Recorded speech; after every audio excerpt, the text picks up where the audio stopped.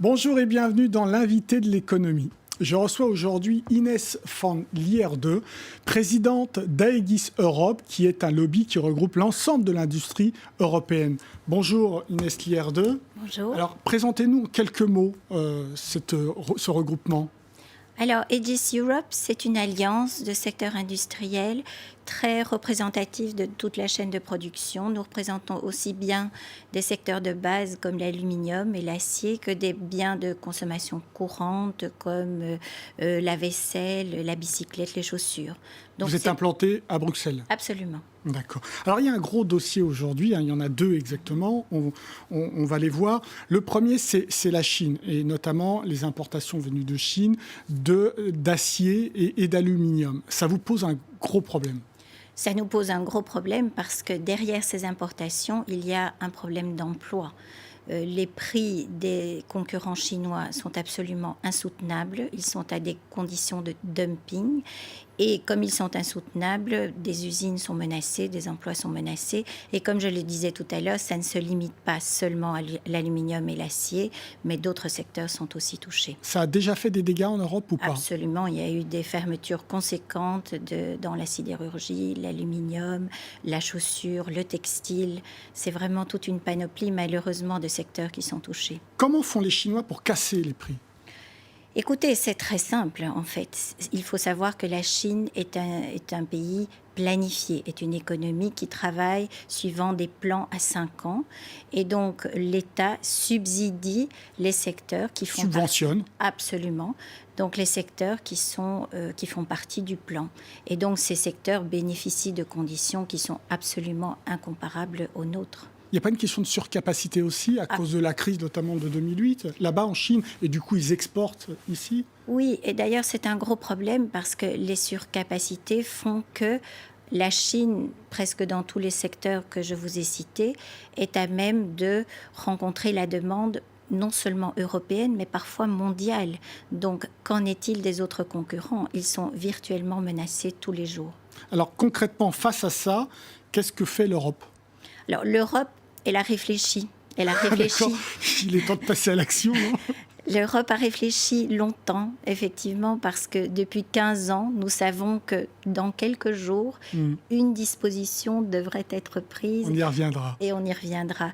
Alors l'Europe, eh bien, je dirais, elle a son règlement anti-dumping qu'elle applique tous les jours. Mais avec le changement qui est en train d'arriver, ce règlement devrait subir des modifications et aura un impact sur la défense de nos intérêts industriels. Alors, expliquez-nous comment, aux États-Unis, l'acier laminé chinois est taxé à 266%, alors que dans la même année, en Europe, c'est taxé à 21%. Je ne comprends pas bien, là. Je vois que vous connaissez bien le dossier. Effectivement, nous regrettons cette différence parce que les États-Unis sont bien plus efficaces que nous. Alors, pourquoi une telle différence? Eh bien, simplement parce que la méthodologie qui est appliquée aux États-Unis et en Europe n'est pas du tout la même. Et donc, en Europe, nous avons le souci, de par la loi d'ailleurs, de prendre en considération aussi les intérêts des consommateurs, des importateurs. Et donc, on va dire que cette balance d'intérêts fait que le niveau de nos droits reste très inférieur. Au point qu'il y a un delta important, parce qu'entre 266% et 21%, c'est énorme comme delta. Pas seulement, c'est une très bonne remarque. Il y a effectivement cette prise en compte équilibrée des différents intérêts, mais il y a aussi une méthodologie qui est différente. Oui. Et donc, les calculs sont très techniques. Je ne vais pas vous ennuyer avec ces détails. Mais comme la méthodologie, les calculs sont différents, malheureusement, et je le dis ouvertement, malheureusement, nous n'obtenons pas en Europe le même niveau de droit qu'aux États-Unis. Pour être très clair, c'est une décision européenne. Absolument. Ça ne vient pas du tout des Chinois, c'est une décision européenne. Est-ce que les Européens jouent collectif là-dessus? Oui et non. Ils le devraient, oui, parce que c'est l'Union européenne, etc. Mais non, parce qu'il est de notoriété publique que l'Europe est divisée entre les pays du Nord, traditionnellement libre-échangistes, et les pays du Sud, qui sont plus protectionnistes, même si je n'aime pas le mot. Et donc, mettre ces deux points de vue ensemble est parfois bien compliqué. Pourtant, un pays comme la Grande-Bretagne est touché par le fait que les Chinois font du dumping, notamment sur l'acier. Donc pourquoi ils ne réagissent pas non plus? Mais je pense Ou est-ce que ça a évolué? ça a peut-être un petit peu évolué, mais pas autant que ce que Aegis souhaiterait. Et c'est vrai qu'il y a une sorte d'idéologie britannique fondamentale qui est d'ouvrir les frontières, d'ouvrir son marché à toutes les importations, peu importe les conditions. Et c'est là qu'est le problème, ce sont les conditions. Alors, ça profite pour autant à certains industriels en Europe. Par exemple, le fait que l'acier soit si bas, l'industrie automobile est plutôt satisfaite, non? Ah, tout à fait. Je pense que pour l'instant, ça lui convient.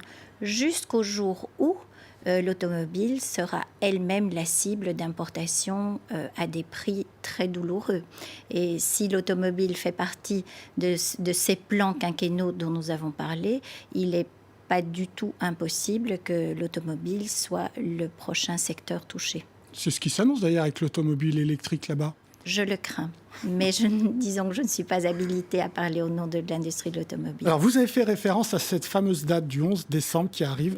Sont en fait la fin des 15 ans de l'inscription de la Chine à l'OMC. À partir de ces 15 ans, normalement, la Chine doit être considérée, doit avoir le statut d'économie de marché. Donc, ça ne vous plaît pas. Vous pensez qu'elle n'a pas encore montré qu'elle était une économie de marché pour pouvoir avoir ce statut.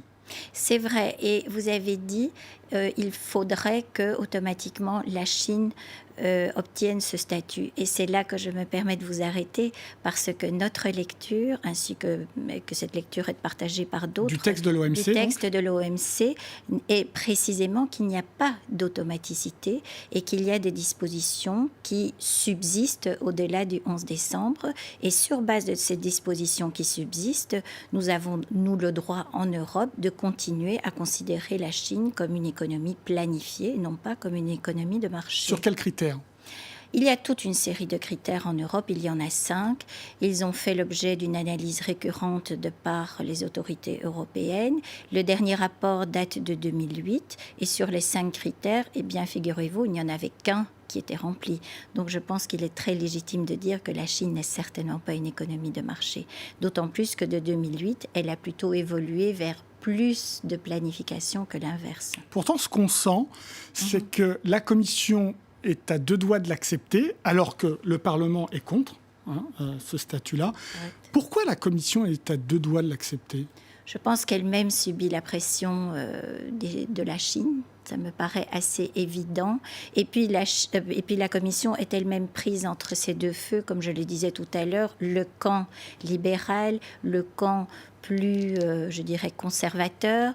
Et donc, elle a essayé, dans la proposition qu'elle a déposée récemment, elle a essayé de trouver un compromis qui est quelque part entre le fait de donner cette économie de marché et en même temps permettre des ajustements qui seraient liés à une interférence de l'État. Donc nous sommes, je dirais,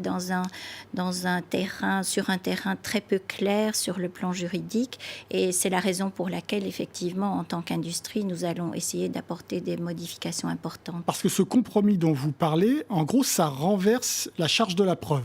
Ce sera à l'Union européenne de prouver que les entreprises chinoises font bien du dumping, ce qui sera beaucoup plus difficile à démontrer. Mais vous avez tout à fait raison. Déjà, déposer un dossier anti-dumping pour l'industrie est une véritable épreuve parce que les conditions sont extrêmement contraignantes, mais nous le respectons.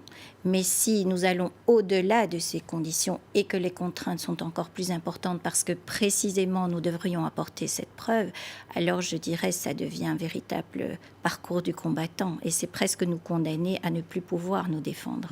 Donc cette économie de marché qui normalement laisse la place à la liberté, à l'offre et à la demande, mine de rien, votre lobby demande une régulation.